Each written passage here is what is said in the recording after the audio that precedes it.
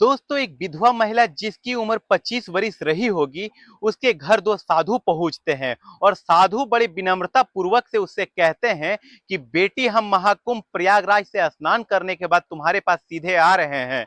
मैंने सुना है कि तुम्हारे पास बहुत भारी संकट है, तुम एक विधवा हो और फिर आपको किसने गुमराह कर दिया है कि तुम्हारा पति इस संसार में नहीं जीवित है। तुम्हारा पति जो है इसी संसार के अंदर जीवित है और फिर ना मुझे पैसे की आवश्यकता है, ना ही मुझे धन की आवश्यकता है और ना ही मुझे किसी चीज की आवश्यकता है। और फिर अगर आप चाहती हो कि मैं तुम्हारे पति को वापस कर सकूं तो मैंने पूरा छानबीन कर लिया है और मेरे पास वो सारी शक्तियां हैं जो कि तुम्हारे पति 1 महीने के अंदर तुम्हारे घर आ जाएगा।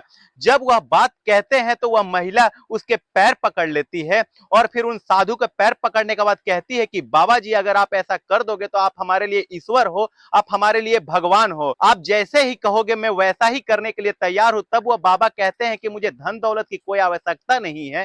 जो लोग संकट में होते हैं, पीड़ा में होते हैं, मैं उनका संकट को हरता हूं और पीड़ा को हरता हूं, यह मेरा काम है। जैसा जैसा मैं कहते जाऊं वैसा वैसा तुम करते जाओ। तो महिला कहती है कि बताइए बाबा जी, मुझे क्या करना होगा। तभी वह दोनों महात्मा कहते हैं कि आप जो विधवा वाली साड़ी पहनी हो, लिबाज पहनी हो, वो लिबाज को खोल करके कहीं रख दीजिए, फेंक दीजिए। आप पूरा श्रृंगार कीजिए, पूरा वस्त्र पहन लीजिए, वो वस्त्र जो एक सुहागन महिला पहनती है।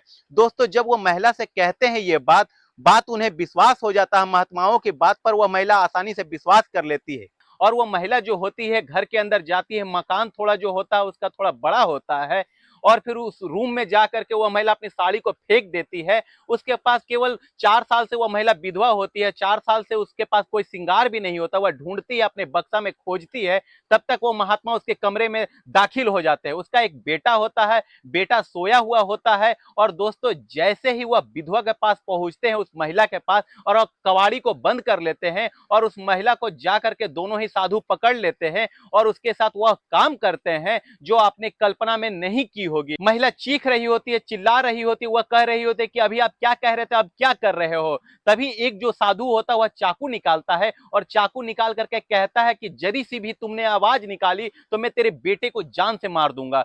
आज तू मेरे चंगुल में आई है, बड़ी ही दिनों से मैं तुम्हारे चक्कर काट रहा होता हूं। और उस महिला के साथ दोनों गुणी महात्मा जो होते हैं, उस महिला के साथ क्या क्या हरकतें करते हैं आप लोगों ने कल्पना भी नहीं की होगी। नमस्कार दोस्तों, मैं मनोज यादव, मेरा अभिवादन स्वीकार करें। आज की जो सच्ची घटना मैं आपको सुनाने जा रहा हूं, यह उत्तर प्रदेश की एक जिला है मऊ की। जो मऊ जिला है उत्तर प्रदेश की, वह कहानी निकल करके सामने आ रही है। एक परिवार होती है, एक महिला होती है जिसका नाम होता है मंजू देवी। उसका पति बाहर बंबई में रह करके नौकरी किया करता था। 1-2 साल का उसका एक बेटा भी पैदा हो जाता है। बेटा का नाम होता है शिवा। शिवा को पति पत्नी दोनों प्यार किया करते थे और घर की किल्लत के कारण, घर की आर्थिक स्थिति इतना ज्यादा अच्छा नहीं थी कि तो इस कारण वह नौकरी करने के लिए बंबई जाता है। और नौकरी करने के कारण एक दिन अचानक से एक हादसा हो जाता है और हादसे के कारण उसका पति जो होता है उसकी अचानक से मौत हो जाती है और वह बच नहीं पाता है। दोस्तों, जो उसका पति होता है वह खत्म हो जाता है और यहां तक होता है कि उसकी डेड बॉडी उसके घर तक भी नहीं आ पाती है और उधर ही कहीं बंबई में जला दिया जाता है।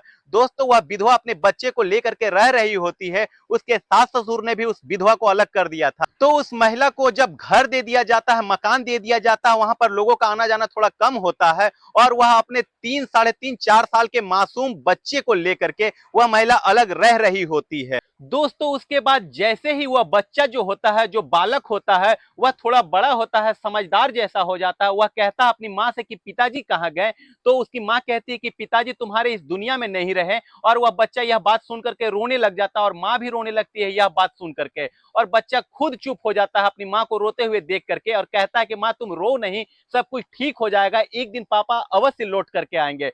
दोस्तों, बच्चा जो छोटा है वह जिद करता है और फिर एक दिन अचानक से एक फल बेचने वाला व्यक्ति आता है उसके घर के पास और फिर वह देख करके वह बच्चा फल वाले को रोने लगता है। और फल बेचने वाला व्यक्ति जो होता है उसका नाम होता है बलवीर। बलवीर ने जब उसे देखा तो कहा कि रोते क्यों हो। तो वो बच्चा कहता है कि मेरे पापा जो है वह खत्म हो गए हैं, मेरी माँ मुझे कुछ खिलाती पिलाती नहीं है, मैं परेशान हो गया हूँ, सब बच्चे खेलकूद करते हैं और मेरे पास इतना सब कुछ है नहीं कि मैं अच्छी तरीके से अपने जीवन को व्यतीत कर सकूं। तभी वो लड़का जो फल वाला होता है उसे कुछ फल दे देता है और कहता है कि और बताइए आपको किस चीज की आवश्यकता है। तब वो लड़का कहता है है कि कल मुझे एक कार की आवश्यकता है, खिलौने वाली कार की आवश्यकता है, तब वो लड़का चला जाता है बलवीर फल बेचने के लिए और फिर अगले दिन वह लौट करके आता है, उसके लिए खिलौना लेकर के आता है, वह कार लेकर के आता है। तब वह लड़का उस कार को देख करके खुश हो जाता है और कहता है बलवीर कि अगर तुम्हें किसी चीज की जरूरत हो तो तुम मुझसे कहना, मैं तुम्हें हर चीज ला करके दूंगा। और शिवा बहुत ही ज्यादा खुश हो जाता है और फिर कहता है कि आप ठीक है अंकल। इसके बाद यही सिलसिला चलते रहता है। उसके बाद वह लड़का जो होता है बलवीर, वह रोजाना की तरह आता है, दूसरे तीसरे दिन की तरह उसके लिए कभी कुछ लाता है, कभी कुछ लाता है। उसकी माँ जो मंजू देवी होती है, कभी उसे पानी पिलाती है तो कभी उसे नाश्ता खिलाती है, कभी चाय भी पिला दिया करती है। तो वो कभी कभी उसके घर आता जाता रहता था और फिर उसकी तंगी के अनुसार, उसके परेशानी के अनुसार मंजू देवी की वह मदद भी कर दिया करता था। दोस्तों एक दिन अचानक से दो बाबा होते हैं, ढोंगी बाबा होते हैं, बनावटी जो बाबा होते हैं, एक दिन अचानक से उनके घर पर दरबार पर पहुंच जाते हैं और ऐसे ही कहते हैं कि तुम्हारे घर में यह कला चल रहा है, तुम्हारा बच्चा तुम्हारा बात नहीं मानता, तुम बहुत परेशानी में दिख रहे हो। बहुत सारी बातें उस महिला से करता है और लोगों को ठग करके वो बाबा चले जाते थे। उस विधवा का हाल चाल थोड़ा लेने के बाद, गांव से उसकी जानकारी लेने के बाद वह बाबा उसके घर पहुंच जाता है और घर पहुंचने के बाद वह अलख जगाते हैं और धुनी रमाते हैं और कहते हैं कि मैं महाकुंभ से स्नान करने के बाद सीधा आपके पास चले आ रहा हूं। हमने अपने शक्ति द्वारा जाना है कि तुम पर बहुत बड़ा विपदा आने वाला है और संकट आप पर वैसे ही चल रहा है क्योंकि इस दुनिया में आपको लोगों ने बहुत ही पागल करके रख दिया है। तुम्हारा पति नहीं है, तुम एक विधवा हो। दोस्तों जैसे ही यह बात वह महिला सुनती है तो बड़ी ही हैरान हो जाती है, कहती है क्या कह रहे हो आप। तब वह साधु कहते हैं कि हाँ तुम्हारा पति जीवित है इस दुनिया में, अगर आप चाहते हो कि तुम्हारा पति आ जाए तो हम जो कहें वही तुम्हें करना पड़ेगा। जो विधवा वाले वस्त्र तुम पहनी हो ये वस्त्र तुम पर अच्छे नहीं लग रहे हैं और यह तुम्हारे पति को नहीं बुलाना अगर तुम चाहती हो तो ठीक है, कोई बात नहीं, तुम पहनी रहो इस विधवा वस्त्र को। ना मुझे पैसे की आवश्यकता, ना मुझे घर की आवश्यकता है। हम लोग उन्हीं के घर जाते हैं जो लोगों पर संकट आने वाला होता है या फिर संकट होता है।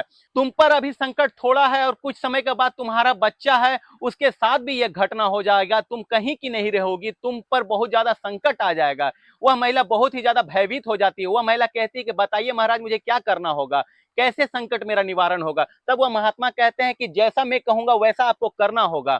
आप पहले वैसा कीजिए कि आप जो अपनी विधवा वाली साड़ी पहन रखी हो इसको उतार करके और पति का नाम का जो सिंदूर लगाया करती थी और जो जोड़ा पहना करती थी, और वो साधु बड़ी सूझबूझ से उस महिला से कहता है कि तुम्हारा पति जीवित है और जिस समय तुम्हारे पति की मृत्यु हुई थी, मौत हुई थी हादसे के दौरान, क्या तुमने अपना पति का डेड बॉडी देखा था। तब वह महिला सरलता पूर्वक कहती है कि नहीं बाबा, मैंने अपना पति का डेड बॉडी तक नहीं देखा। तब वह साधु पूरी तरीके से समझ चुका होता है, वह पहले से ही उस महिला के बारे में सारी जानकारी जो होता है गांव में घूम घूम करके इकट्ठा कर लिया होता है और वह महिला को उसी तरीके से ब्लैकमेल कर रहा होता है और महिला का माइंड रीड कर लिया होता है और महिला को उसी तरीके से समझा रहा होता है। आखिरकार वह विधवा महिला जो होती है बाबा के चंगुल में फंस जाती है और उनके बातों को अमल करती है और तैयार हो जाती है और कहती है कि बाबा जी जैसा आप कहेंगे वैसा करने के लिए मैं तैयार रहूंगी।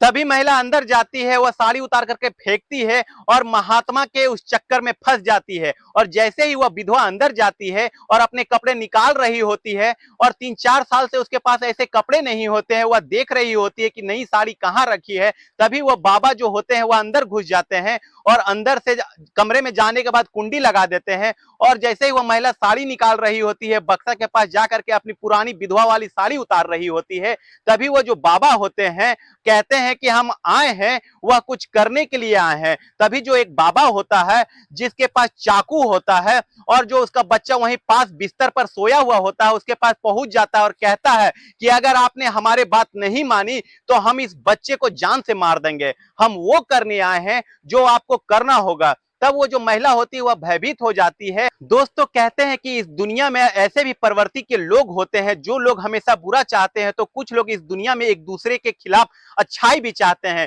तो उसी वक्त ऐसा होता है कि जो वो फल बेचने वाला बलवीर नाम का युवक होता है, उस दौरान वह फल बेचते हुए उसी गली से गुजर रहा होता है और उस समय उस दिन वह फल बेचने वाला बलवीर जो होता है उस बच्चे को आवाज लगाता है, तो उसके घर से किसी तरीके के कोई आवाज नहीं सुनाई देता है। तो फल बेचने वाला बड़ा ही हैरान हो जाता है और उस दौरान वह उसके घर की कुंडी को खटखटाता है। तो उस दौरान वो जो साधु होते हैं दोनों, उस महिला से कहते हैं कि देख तेरे दरवाजे पर कौन आया है और जा उसे भगा यहां से। तभी वह महिला जो होती है रोते हुए बिलखते हुए उसके दरवाजे तक पहुंचती है और दरवाजे पर पहुंचने के बाद अपनी रोती हुई आंखों से बलबीर को कहती है कि आप चले जाइए, हमारे घर में किसी तरीके का कोई व्यक्ति मौजूद नहीं है, आप मेरे द्वार से चले जाइए। तो फल बेचने वाला व्यक्ति होता है, वह समझदार होता है, वह तुरंत ही समझ जाता है कि हो ना हो इस महिला के साथ कुछ गलत हो रहा है और वह व्यक्ति उस महिला की आंखों में आंसू देख करके समझ जाता है और ठीक जो फल बेचने वाला व्यक्ति होता है उसके पास एक चाकू होता है जिससे वह फलों को काटा करता था। वह व्यक्ति उस चाकू को लेकर के महिला के घर में प्रवेश कर जाता है और वहीं पर वह देखता है कि वह शिवा के ऊपर दो साधु चाकू लगाए हुए हैं और महिला के जो वस्त्र है वह उसके कमरे पर खुले हुए हैं, सफेद वस्त्र। वह देख करके वह फल बेचने वाला बड़ा ही हैरान हो जाता है और फिर तुरंत ही उस साधु का मुकाबला करता है। दोनों साधु को मार गिराने के बाद तुरंत ही पुलिस को फोन करता है और जख्मी हुए साधुओं को पुलिस के हवाले कर देता है। आखिरकार वह महिला थाने में पूरे सच उगलती है कि किस तरीके से बलबीर ने उसका जान बचाया और दोनों साधुओं ने उसका ब्लैकमेल किया और शोषण करने की कोशिश कर रहे थे। दोस्तों इसके बाद जो गांव के लोग होते हैं वह बलबीर को बुलाते हैं, उसके घर वाले को बुलाते हैं और कहते हैं कि अगर बलबीर आज आपने मदद नहीं की होती तो वह महिला भी कहती है कि हाँ, अगर आज बलबीर नहीं होता, अगर मेरे संसार में अगर कोई मेरी इज्जत बचाई है तो वह बलबीर ने बचाई है। बलबीर कहता है कि इसमें कोई कंफ्यूजन नहीं है, इसके परिवार वालों को कोई दिक्कत नहीं है, घर वालों को कोई दिक्कत नहीं है, तो हम बिल्कुल तैयार है इसके साथ शादी करने के लिए। दोस्तों यह जब बात वहां पर तय हो जाती है तो हंसी खुशी से बलबीर और उस मंजू का शादी जो है एक मंदिर में कर दिया जाता है। दोनों प्यार के बंधन में बंध जाते हैं और मंदिर में जाने के बाद जब उनका विवाह हो जाता है तो दोस्तों दोनों खुशी पूर्वक अपने घर चले आते हैं। दोस्तों मेरा कहने का यह मतलब है कि जो व्यक्ति किसी की मदद करता है, किसी के समस्याओं का समाधान करता है, किसी का मुसीबत में काम आता है, आज की इस मतलबी दुनिया में वह ईश्वर से कम नहीं है। दोस्तों इस कहानी को सुनाने का उद्देश्य किसी को हताश परेशान निराश करना नहीं है, बल्कि आपको जागरूक सतर्क सजग करना है कि किस तरीके से एक व्यक्ति जो होता है एक महिला की मदद करता है और वह भी विधवा महिला की, जिसको उसके परिवार वालों ने ही धुतकार दिया होता है, उसके घर परिवार वालों ने ही नकार दिया होता है और किस तरीके से दो साधु जो होते हैं, ढोंगी साधु,